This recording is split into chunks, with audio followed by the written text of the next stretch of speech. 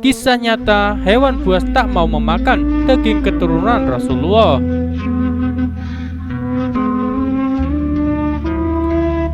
Di masa dahulu Abbasiyah, tepatnya ketika Khalifah Al-Mutawakkil menjabat sebagai kepala negara, seorang wanita bernama Zainab mengaku-ngaku bahwa dirinya adalah cucu Nabi Muhammad SAW. Ia menyebut dirinya adalah putri dari pasangan Ali bin Abi Thalib dan Fatimah radhiyallahu an. Bagaimana mungkin ia masih hidup ketika itu? Berarti ia hidup selama 200 tahun lebih, karena rentang masa antara zaman Nubuwah dan Daulah Abbasiyah berkisar 2 abad lamanya.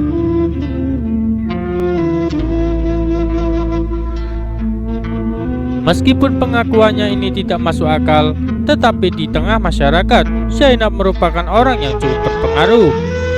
Ia memiliki banyak pengikut, bahkan ia mampu mengeksploitasi harta pengikutnya.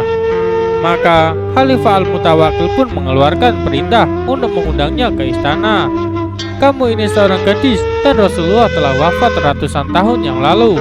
Bagaimana mungkin ini bisa terjadi? Khalifah mencecar Zainab.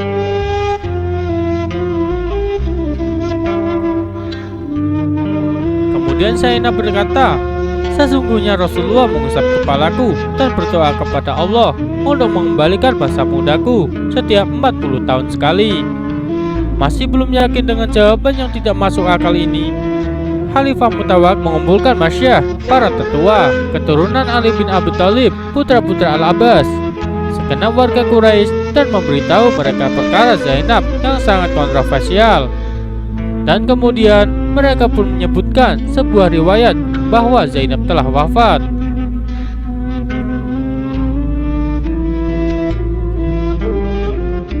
Apa yang kamu katakan untuk menjawab pertanyaan mereka? Khalifah kembali bertanya penuh selidik kepada Zainab.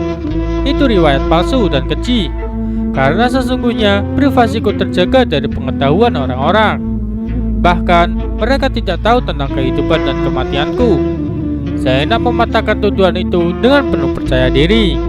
Kemudian Khalifah bertanya kepada jamaah yang dia kumpulkan, adakah kalian memiliki bukti yang dapat mengungkapkan tipu daya wanita ini selain riwayat yang kalian sampaikan? Sayangnya mereka menjawab tidak. Namun beberapa saat kemudian, sebagian mereka menawarkan satu solusi untuk memecah masalah ini dengan mendatangkan Ali bin Muhammad bin Musa bin Ja'far bin Muhammad bin Ali bin Musa bin Ja'far bin Muhammad bin Ali bin Husain bin Ali bin Abi Thalib yang mempunyai laqab nama panggilan Al-Hadi.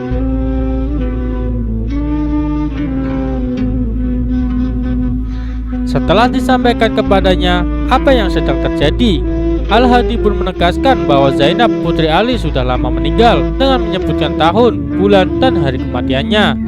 Tetapi bukan jawaban seperti ini yang diinginkan sang Khalifah. Beliau bahkan berjanji tidak akan melepaskan Zainab sebelum membungkamnya dengan hujah yang kuat.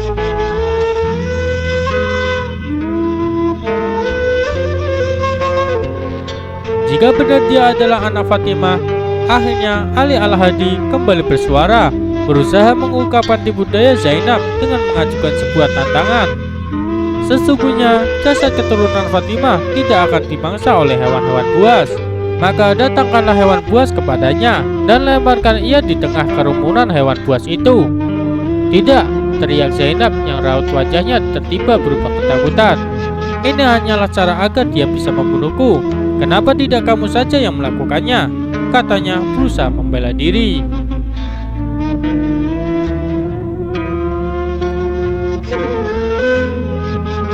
Dengan tenang, Ali Al-Hadi berkata, "Ya, aku berani membuktikannya." Dan beberapa saat kemudian, ia dimasukkan ke dalam sebuah kandang. Perlahan-lahan, 6 ekor singa yang ada di dalam kandang itu mendekati Ali satu persatu. Dengan lembut, tangan Ali membelai kepala singa-singa yang mendekatinya. Binatang-binatang buas itu di hadapan Ali Al-Hadi menjadi jinak dan penurut.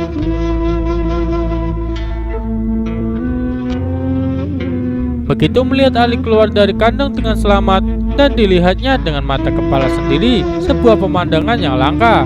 Zainab pun hanya terdiam 1000 bahasa. dan akhirnya ia akui kebohongan yang selama ini ia desuskan di budaya yang selama ini dia mainkan.